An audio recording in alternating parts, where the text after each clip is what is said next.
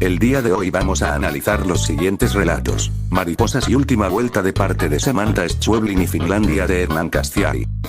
Empezando con Mariposas.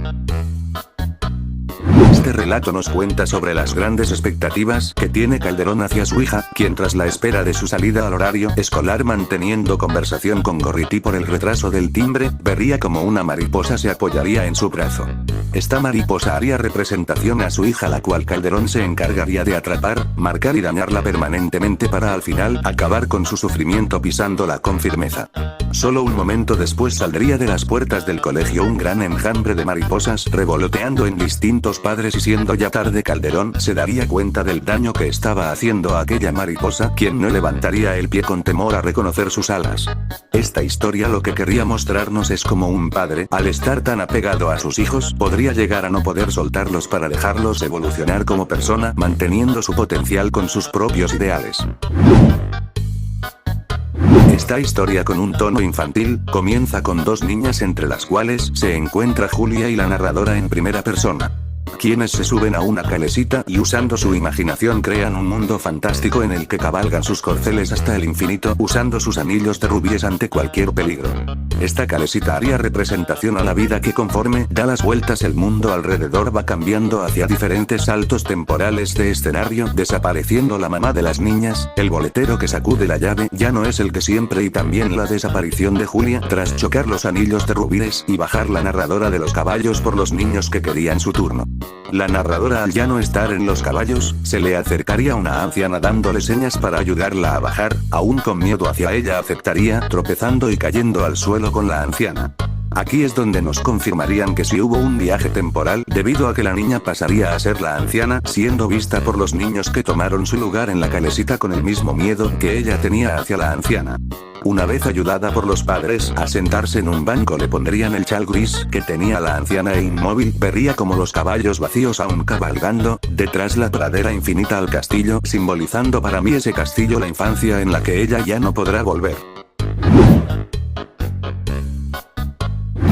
En este último relato el narrador inicia contándonos su sentimiento de culpa hacia la muerte de su sobrina por haberla atropellado en marcha atrás con el vehículo, siendo para él los 10 segundos más largos de su vida, aunque al final solo haya atropellado un tronco. Nos cuenta que a través de esos 10 segundos eternos en los que la familia viene a ver qué es lo que pasó, él simplemente se queda en el auto lamentándose sin cuestionarse la posibilidad de que en realidad su sobrina esté en la casa de la cena familiar durmiendo y solo pensando en que lo linchen para no llegar a suicidarse o escaparse a Finlandia. Usaría los últimos 10 segundos de calma en su vida para plantearse en que ya no será nunca más tanto dejar la literatura de lado como cualquier placer debido a la vergüenza que le daba el olvido y la distracción. No se conformaría con dejar esta culpa con un olvido momentáneo, sino que siempre que pudiera se recordaría a sí mismo lo que hizo para torturarse, incluso planteando su exilio a Finlandia, aquel país de felicidad. No podría irse así nada más de escapar y no llorar. Pasando así esos 10 segundos eternos hasta que alguien ve el tronco, dejando todos esta situación como una anécdota de hace 10 años en las que nadie ha tenido pesadillas más que el narrador durante las noches sin aquel final feliz del tronco que ocurrió en la realidad, mostrándonos lo traumático que llegó a ser aquella situación.